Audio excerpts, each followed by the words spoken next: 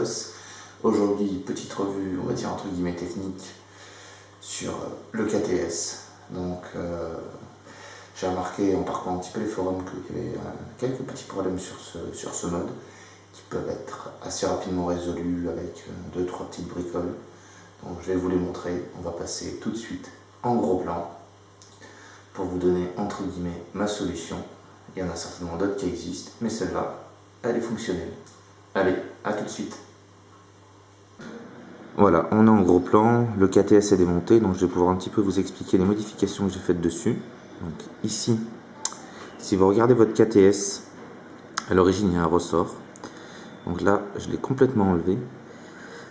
Pour la bonne et simple raison qu'il y a deux petits points de soudure et que je me suis rendu compte quand le bouton chauffait que les deux points de soudure étaient très chauds. Donc je me suis dit qu'en supprimant le point de soudure, enfin le ressort et les points de soudure, on pourrait arriver à avoir quelque chose de mieux. Et déjà, j'ai gagné, on va dire, au niveau point de chauffe. Après là, c'est soit le remplir d'étain ou de je sais pas trop quoi pour qu'il y ait un meilleur contact sur la batterie. Pour pas que ça l'abîme un petit peu comme ça. C'est dommage, mais bon, regardez, il n'y a pas de creux non plus. Donc ça l'abîme pas des masses. Là, je suis en train de chercher un petit clou à lui mettre dedans. Assez large qui rentre. Donc là, il faut que je réusine un clou, donc je suis en train de le faire, mais je vais pas vous le montrer sur la vidéo puisqu'il n'est pas encore fini. Donc ça, c'est pour le plot du bas. Et, ah oui, bien sûr, un petit coup de papier à poncer dessus, histoire qu'il y ait un petit meilleur contact. Donc ça, c'est pour le plot du bas. Ensuite, ici, naturellement, le bouton descend un petit peu moins, vous voyez. Là, maintenant, il a une belle course, pour la bonne et simple raison que la vis de... Donc ben là, vous pouvez le voir, je pense qu'elle ne doit pas être super bien limée droite. Que la vis de blocage, j'ai bien bloqué d'ailleurs, donc sur la vidéo d'avant, j'arrive à la dévisser, voilà. Voilà. La vis de blocage, en fait, empêcher la descente du switch complètement, pour faire un très bon contact avec ça. Et là, pareil, j'ai regardé, et la barre était assez chaude avec ça. Donc j'ai démonté ça et ça, ces deux parties-là, pour pouvoir accéder à la vis de blocage, et j'ai limé jusqu'à obtenir une course correcte pour pouvoir faire un bon contact. Donc là, je vais refixer le bas. Voilà. Et si vous comparez avec votre KTS, vous vous rendez compte que la course, regardez, vous voyez ma course, elle touche pas le bouton,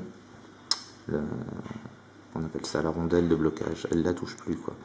Maintenant, j'ai un bon contact qui se fait assez bien dessus. Donc ça, déjà, ça supprime pas mal, on va dire, les petits défauts de chauffe. Donc après, on va remonter ça.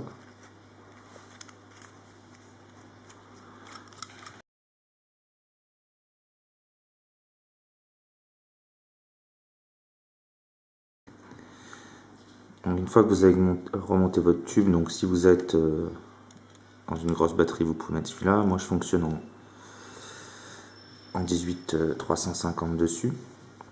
Donc je vais mettre la 18-350 dedans. Je vais mettre le plot du haut.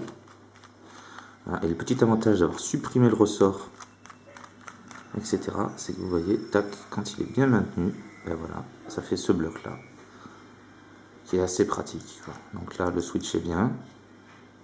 Tout est propre. Ah oui, tiens, pendant que j'y suis pour la connexion, donc on voit quand même qu'on a de belles prises d'air là et sur le connecteur 510. Connecteur 510 classique, par contre, pardon. Connecteur 510 classique, par contre. Donc dessus, je vais lui fixer un mini DID. Et voilà à quoi ça ressemble. Avec un mini DID. Et pour montrer que tout fonctionne bien, on finit par ça.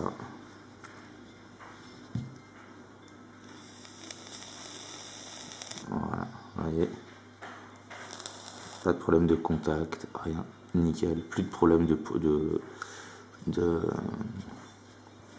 chauffe au niveau du bouton. Voilà. Et là, je vais vous prendre une règle pour vous le mesurer. Donc, avec un mini DID, on arrive à la dimension de 14,5 cm.